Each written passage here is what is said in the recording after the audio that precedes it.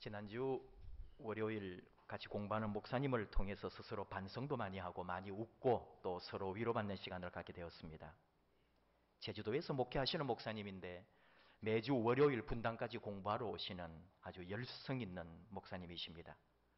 분당에 결혼한 딸이 살고 있어서 주일마다 이제 제주도 교회 모든 예배와 모임을 다 마치고 주일 오후에 비행기로 김포공항에 와서 또 전철로 분당 딸 집에 와가지고 하루 자고 월요일 공부한 후에 다시 제주도로 내려가는 그런 생활을 하시죠. 요즘 우리가 방학을 맞이해서 월화 특별 세미나를 4주 동안 했습니다. 지난주에 끝이 났는데 바로 목사님이 이제 지난 주일 오셔서 예전처럼 공항에 가셨던 거죠. 근데 공항에는 태풍으로 말미암아 토요일부터 비행기가 뜨지를 못했던 거예요. 토요일부터 발이 묶여있던 사람들이 주일 아침부터 공항에 나와서 모두들 대기하고 있는 거예요. 그래가지고 주일 오후 1시부터 제주 김포 노선이 열렸답니다. 그러니까 이제 토요일부터 밀려있는 사람들이 차례대로 비행기 타려고 정신들이 없고 2,000명 이상이 공항에 대기하면서 발 디뎌놓을 틈이 없었대요. 근데 이 목사님은 20년 동안 제주에서 목회를 하고 또 시시로 서울로 올라오시는 분이다 보니까 공항에 아는 사람도 있고 이런 경우에 어떻게 하면 표를 구할 수 있다는 걸 다 아시니까 예매도 하지 않은 상황에서 주일 오후 5시에 나가서 바로 비행기를 타고 올라와 버렸습니다. 하나님 은혜일까요? 행운일까요? 근데 월요일 세미나가 오전 강의의 제목이 뭐냐? 영성의 길과 목회자의 태도였습니다. 그 내용 때문에 이분은 마음이 괴로워서 너무너무 불편해서 힘들었다는 거죠. 사실은 비행기를 타지 못해야 맞습니다. 서울에 올라오지 못해야 맞는 거죠. 공항에 힘 있는 아는 사람이 있다고 다른 사람들은 발을 동동 구르면서 언제 가냐고 전부 지금 기다리고 있는데 자기는 유유히 표 구해서 올라와 버린 거죠. 어쩌면 비행기 타고 올 때는 통쾌했는지도 모릅니다. 으스댔는지도 모릅니다. 그런 감정을 느꼈는지 모릅니다. 그런데 월요일 세미나에 목회자의 양심에 딱 걸려서 오전 세미나 내내 고통스러운 시간을 보냈습니다. 표정이 어두웠고 아무 말도 하지 않았습니다.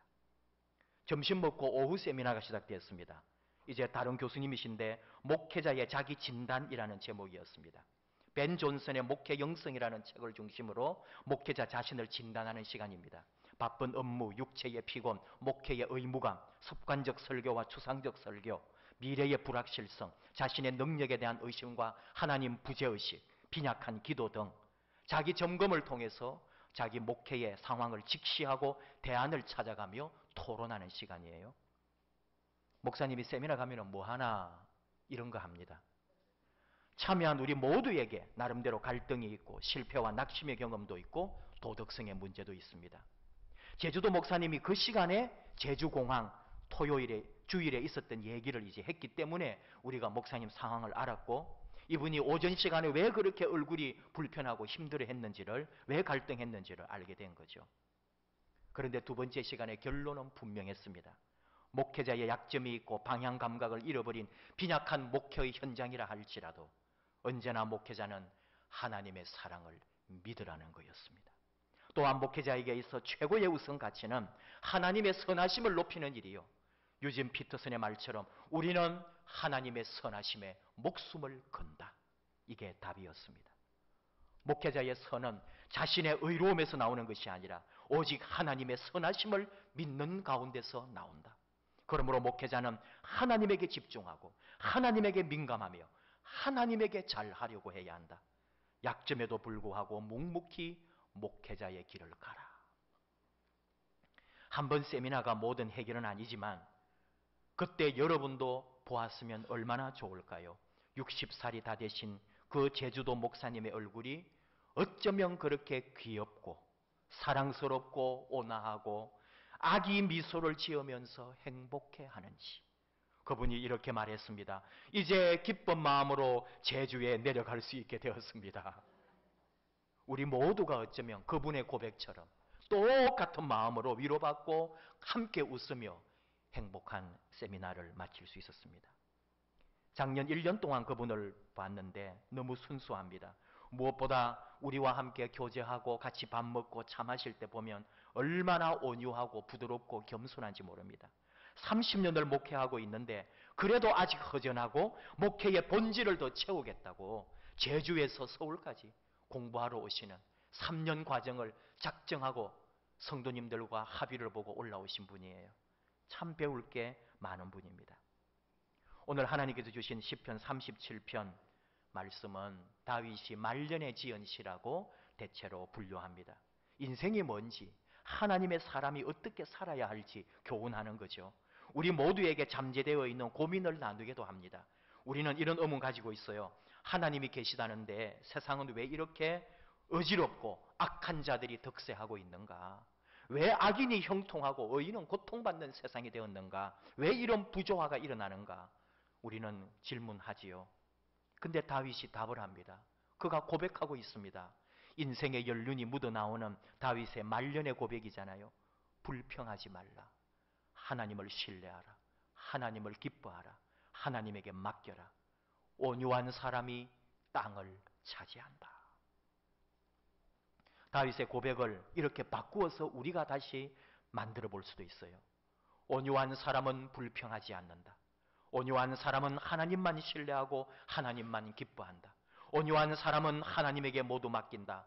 온유한 사람이 땅을 차지하고 풍성한 평화를 누리게 되며 행복하게 된다. 오늘 제목을 어쩌면 온유한 사람이 누리는 복이라고 해도 좋겠습니다.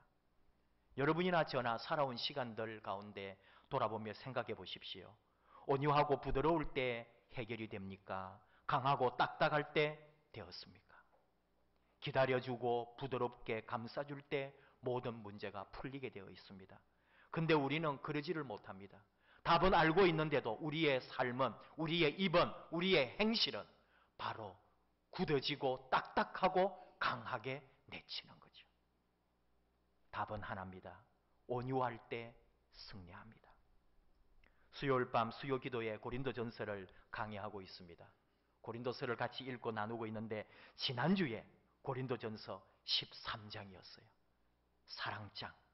사랑이 무엇인가? 사랑은 오래 참고 사랑은 온유하며. 처음 사랑을 시작하는데 사랑이 무엇이냐? 사랑은 오래 참고 사랑은 온유하다고 정의하는 거예요. 사랑이 어떻다 저렇다 이렇게 다 말할 수 있지만 첫 번째가 사랑은 오래 참고 온유하대요. 오래 참는 거하고 온유는 항상 같이 있습니다. 오래 참으면 인내잖아요. 인내는 어쩔 수 없어서 억누르는 인내도 있어요. 근데 사랑장에서 말하는 인내는 보복할 수 있음에도 불구하고 끝까지 참아내는 적극적인 인내입니다. 그래서 오래 참는 사람은 온유한 사람이고 온유한 사람은 오래 참게 되어 있습니다. 거기에는 사랑 때문에 그렇습니다. 우리가 하나 생각하고 넘어갈 게 있다면 온유가 있고 온순이 있어요. 온유하고 온순을 우리는 그냥 겉으로 보면 같이 취급할 수가 있는데 사실 내면적으로는 완전히 다릅니다. 온유는 그냥 착하고 부드럽고 미련스러울 만큼 바보스러운 그런 겸손함만을 말하는 게 아닙니다. 온유는 능동적입니다. 적극적입니다. 깊은 의미를 가지고 있습니다. 온순은 뭐냐? 태생적으로 타고난 성질이 온순한 거예요. 자연적 본성의 기질입니다. 근데 온유는 어떤 거냐? 태생적으로 자라난 환경은 거칠고 무식하다 해도 사랑 때문에 부드러워지고 사랑 때문에 기다리고 사랑 때문에 유들유들해진 거예요. 옛날 영화에 보면요. 깡패들 영화가 있어요. 요즘 영화들은 너무나 현실적으로 영화를 만드는데 그래도 몇십 년 전에는 깡패들 영화도 좀 심파조가 있었죠. 그래서 두목이 얼마나 무서운지 몰라요. 부하들을 그냥 막 엄청 패고 그렇게 두렵게 하는데도 여자를 하나 만나요. 너무너무 착하고 청순한 여자를 만나서는 그 여자 앞에 가면 꼼짝도 못하는 거예요. 그 깡패 두목이 부하들을 그냥 짓밟는 그 두목이 그 여자 앞에 가면 그냥 소년이 돼버려요. 여자가 시키는 대로 해요. 왜요? 사랑 때문에 온유해진 거죠. 사랑 때문에 녹아버린 거죠. 그게 온유란 말입니다. 야곱을 보십시오. 야곱의 온유를 우리가 한번 볼 수 있어야 되는데 아내 라헬을 얻기 위해서 7년 동안 장인에게 충성합니다. 야곱의 마음을 이렇게 표현합니다. 창세기 29장 20절 야곱이 라헬을 위하여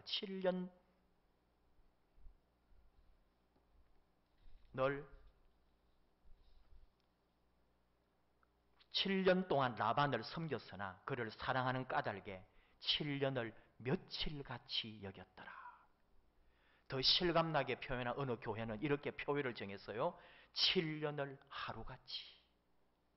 7년 동안 무보수로 장인을 위해서 목숨을 걸고 충성을 다하는데 그 아내를 사랑하기 때문에 그 7년이 마치 하루처럼 느껴졌다. 오래 참고 기다리는 거예요. 그래도 부드럽고 겸손하고 온유하게 착하게 일했습니다. 오래 참고 온유하고 같이 가는 거예요. 원래 야곱에게 있어 어쩌면 온순한 점도 있는 것 같아요. 쌍둥이 형 에서가 들판에 나가서 사냥하는 것을 좋아했다면 야곱은 집에서 어머니와 시간을 많이 보냈잖아요. 어쩌면 온순함이 있겠죠. 하지만 목표가 생기니까 얼마나 집요하고 심지어 아버지를 속이는 일에도 어머니와 같이 가담해가지고 그 복을 받아내는 그런 아주 용맹스러움도 있다고요. 그런데 또 보십시오. 고향으로 돌아갈 때 모든 것 성공해가지고 이제 식솔들 데리고 고향으로 돌아올 때 야복강에서 하나님의 사자와 씨름하잖아요. 하나님을 이긴 사람, 그 순간만큼은 세상에서 가장 강했던 사람이 야곱이었어요. 그런 야곱이 아내를 위하여 7년 동안 묵묵히 기다리며 싹 하나 받지 않고 일했다는 거, 온유를 선택한 거죠. 결국 어떻게 돼요? 거부가 됩니다. 땅을 차지합니다. 온유한 사람이 하나님 주신 복을 누리게 되었다는 말이죠. 모세를 향하여도 하나님 말씀해요. 민수기 12장 3절 이 사람 모세는 온유함이 지면의 모든 사람보다 더하더라. 모세의 애굽에 40년이 있고 미디안 광야 40년이 있고 그리고 가나안 입성하기 전 시내 광야에서 40년 동안의 그의 인생이 있습니다. 모세의 전 인생이 뭐냐? 인내의 시간이에요. 참고 기다리고 또 참은 시간. 그런 모세를 향하여 하나님이 평가했다 이거죠. 이 사람 모세는 온유함이 지면의 모든 사람보다 더했다. 기다림과 오래 참음과 온유함이 같이 있었던 모세. 그런 사람을 민족의 영도자로 하나님이 삼아주셨다는 거죠. 온 땅을 다스리는 자로 하나님이 삼아주셨다는 거죠. 솔직히 말하면 모세는 강했던 사람이에요. 강해서 애굽 사람을 죽였고요. 그래서 미디안 광야로 도망했잖아요. 시내 광야에서 백성을 이끌어갈 때에 강하고 담대하지 않으면 그는 절대로 백성을 이끌어갈 수가 없어요. 그의 부하요 제자요 그에게서 배운 여호수아가 뭐예요? 강하고 담대한 능력을 입은 사람 아니에요. 모세도 어쩌면 그런 사람입니다. 그럼에도 불구하고 모세가 40년 동안 지도자가 되고 40년 동안 백성을 다스리고 이스라엘 역사의 가장 위대한 지도자로 남았던 이유는 뭐냐? 하나님이 그를 평가할 때에 모세는 온유했던 사람이라고 평가했다는 거예요. 이 온유는 또 히브리어는 번역이 여러 가지로 다양하기 때문에 겸손하게라고도 할 수 있습니다. 모세가 겸손했다는 거예요. 누구에게? 하나님에게. 하나님에게 겸손하고 하나님의 시간을 기다리고 하나님 앞에서 그는 진실했기 때문에 하나님이 그를 사용하셨던 거죠. 오늘 시편 37편 다윗을 통해서도 나를 힘들게 하고 나를 괴롭게 하고 내게 고통을 주는 세력이 있다 해도 부러워하거나 불평하거나 흔들리지 말라고 하는 이유는 다윗을 통하여 고백하게 하는 거예요. 온유한 자들이 땅을 차지하기 때문에. 온유함이 결국은 승리하기 때문에 하나님은 우리가 온유를 택하라고 말씀하고 있는 거죠. 한때 여러분과 함께 히브리어 뜻으로 푸는 히브리어로 같이 히브리어를 알파벳으로 이 단어를 알파벳 한자 한자로 풀어서 같이 몇 번 설교를 하기도 하고 나누기도 했어요. 이 온유라는 말을 히브리어 영적 뜻으로 해석을 해보니까요. 이 온유라는 말에 구원을 생각하는 사람 이렇게 나와요. 히브리어 알파벳을 한자 한자 영적 뜻으로 해석을 했는데 온유라는 말 안에 아예 구원을 생각하는 사람까지 포함되어 있어요. 그리고 온유한 자들, 이 자, 온유한 사람들, 이거는 뭐냐 하면은 심판과 권세입니다. 그래서 이거를 같이 연결해가지고 영적 해석을 해보니까 구원을 생각하는 사람에게 심판하는 권세가 있다. 이렇게 영적 해석을 할 수 있다란 말이에요. 땅을 차지한다 하는 이 말이 원래는 우리가 살아가는 집터를 말하기도 하고 우리가 먹고 살아야 되는 땅, 밭, 논을 말하기도 합니다. 그런데 더 크게 말하면 이 땅이 뭐냐 하면은 바로 나라의 권세를 말하고 나라의 왕이나 임금이 땅을 다스리고 땅을 정복하는 걸 말하거든요. 그러니까 오늘 이 11절 부분을 다시 한번 해석을 해보면은 구원을 생각하는 사람에게 심판하는 권세가 있으며 땅과 나라를 다스리게 한다. 이렇게 해석이 된단 말입니다. 구원을 생각한다는 게 뭐예요? 항상 하나님과 관계를 맺고 있단 말이거든요. 하나님에게 민감하고 하나님의 뜻에 닿아 있고 하나님을 바라보고 하나님을 기다린다는 거죠. 그래서 9절도 보십시오. 9절 중간에 여호와를 소망하는 자들은 땅을 차지하리로다. 누가 땅을 차지하느냐? 여호와를 소망하는 사람하고 온유한 자들인데 이 여호와를 소망하는 게 뭐냐? 여호와를 기다리는 자들, 이렇게도 번역이 됩니다. 이게 뭐예요? 하나님을 바라고 하나님을 소망하고 하나님을 기다리는 인내를 말합니다. 하나님을 소망한다, 하나님을 기다린다, 바로 오래 참고 기다리는 걸 말한다 이거예요. 그러니까 결국은 뭐예요? 오래 참고 온유한 자가 땅을 차지한다. 이거를 수요 기도의 신약 성경과 연결하니까 사랑은 오래 참고 사랑은 온유하고 결국은 사랑의 사람이 땅을 차지하는 것이구나. 하나님의 풍성한 복을 누리는 것이구나. 하나님의 지경이 넓어지는 것이구나. 사랑하는 사람, 오래 참는 사람, 그리고 온유한 사람. 이 온유한 사람은 또 겸손하게 표현, 겸손하다는 말과 같거든요. 겸손한 사람은 그렇게 되는 거죠. 저는 이 결혼하는 부부들에게 성경을 선물하는데 거기에 제일 앞에 꼭 한마디를 써줍니다. 고린도전서 13장 중에서도 바로 사랑은 오래 참고 사랑은 온유하며 이 말만 써줘요. 너희들 살아가는 날 동안에 이것만 지켜도 100년 해로한다. 오래 참는다. 지금 설명하잖아요. 하나님을 기다리고 하나님을 소망하는 삶이에요. 하나님 앞에서 겸손한 거예요. 그리고 기다리는 거예요. 그리하여 서로를 기다려주고 그 한마디에 불쑥 나서는 게 아니라 그 말을 곱씹어보며 또 기다리고 내가 바로 반박하는 것이 아니라 그 말을 또 기다리고 또 내 안에서 소화시켜서 그리고 내 말이 나가는 거죠. 온유함, 겸손함. 다른 좋은 거 많이 있겠지만은 바로 그런 삶을 살 때에 하나님의 복을 누린다. 지경이 넓어진다. 잘 살게 된다. 하나님은 온유한 가정에 복 주신다. 그런 믿음과 소망을 가지고 그 말을 나누어 주는 거예요. 여러분, 교회는 어떨까요? 교회도 온유한 사람이 또 온유한 성도들이 많을 때 그 교회가 복 받습니다. 여러분, 가정은 어떨까요? 온유한 가정, 온유한 부모, 온유한 자녀들이 있을 때 그 가정이 복 받습니다. 여러분, 회사는 안 그런가요? 회사의 상관이 온유할 때 사람들은 착각하죠. 뭔가 강하게 몰아붙이고 강하게 부딪혀야 뭐가 될 것 같지만 결국은 느린 것 같아도 온유할 때 일이 이루어집니다.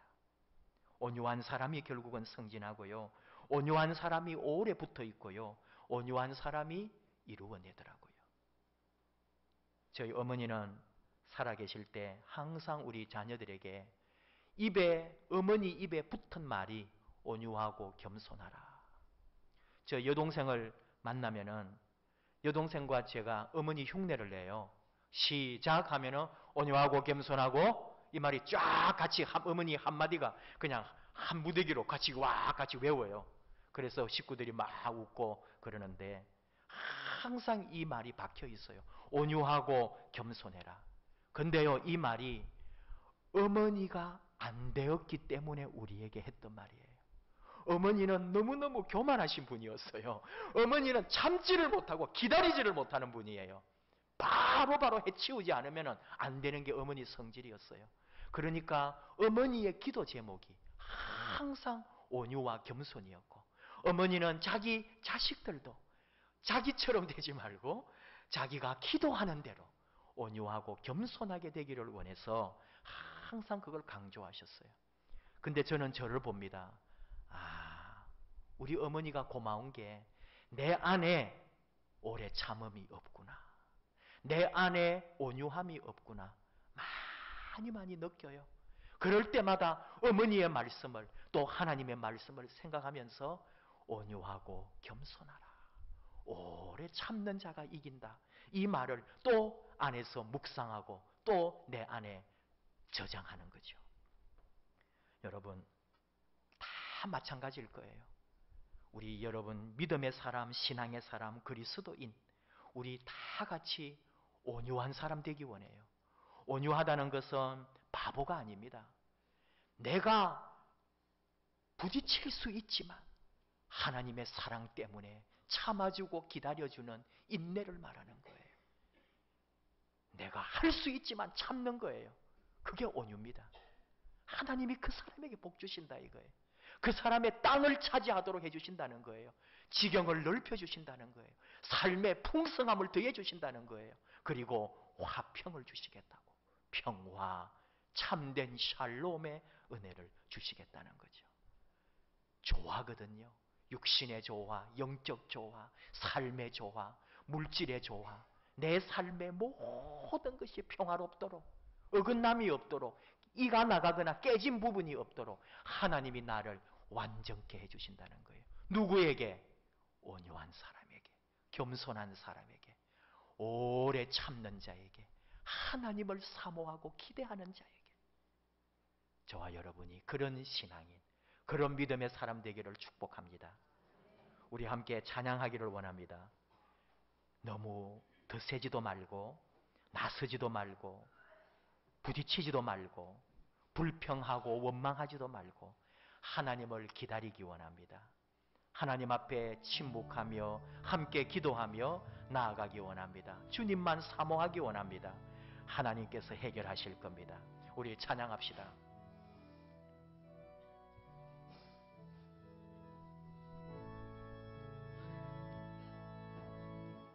나의 영혼이 잠잠히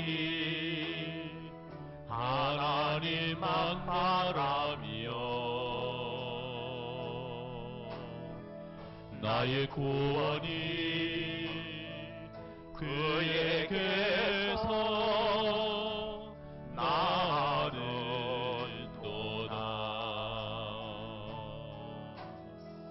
나의 영혼아 잠잠히 하나님만 바라라. 나의 소망이 저에게서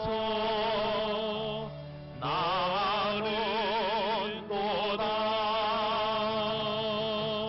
오직 주만이 나의 반석, 나의 구원이시니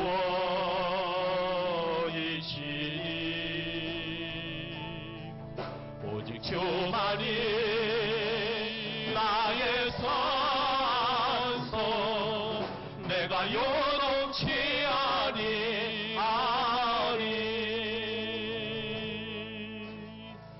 나의 영혼이 간절히 여호와를 갈망하며 나의 입술이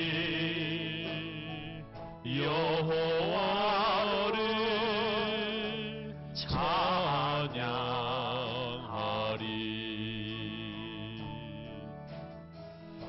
나의 영혼이 즐거이 여호와를 따르리니 나의 소망이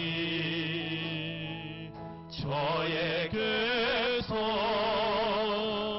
나를 도다 오직 주만이 나의 반석 나의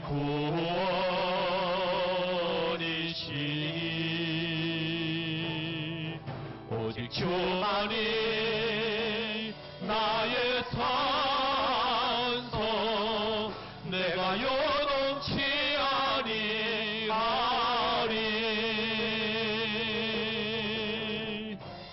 나의 구원 나의 영광 하나님께 있으니 내 힘의 반석과 피난처 되시네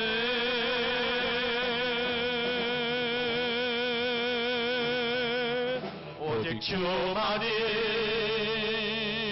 나의 반석 나의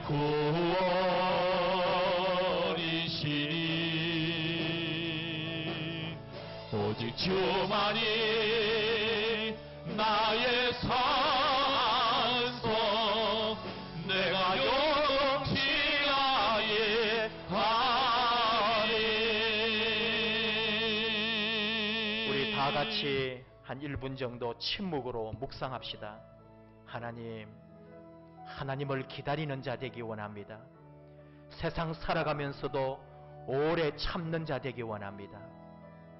온유한 자 되기 원합니다. 겸손한 사람 되기 원합니다. 그리하여 하나님의 복을 누리기를 원합니다. 하나님, 우리 안에 내 깊숙한 내면에 오래 참음과 온유함을 주시옵소서.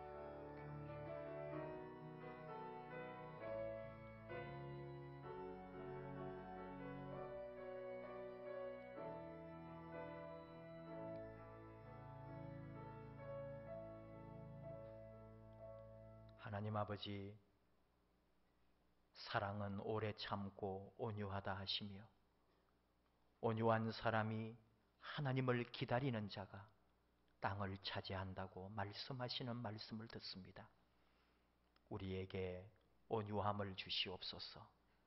오래 참음이 또한 겸손함이 있게 하여 주시옵소서. 그리하여 하나님 약속대로 땅을 차지하는 저희가 되기 원합니다. 우리 삶의 지경이 넓어지기를 원합니다. 우리의 영향력이 커지기를 원합니다. 우리의 인생이 더 폭넓게 되기를 원합니다. 우리 가정에, 우리 사업에, 우리 교회에 섬김의 영역과 봉사의 영역과 또한 풍성함의 영역이 넓어지기를 원합니다. 하나님, 온유할 때, 겸손할 때, 오래 참고 기다릴 때, 하나님을 기대하며 소망할 때 약속의 말씀대로 그 복을 허락해 주옵소서. 예수님의 이름으로 기도하옵나이다. 아멘. 우리 함께 일어나셔서 예물 드리겠습니다. 나의 보화 드리니 주여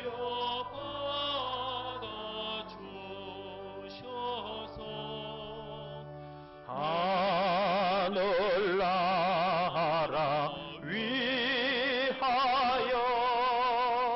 주 뜻대로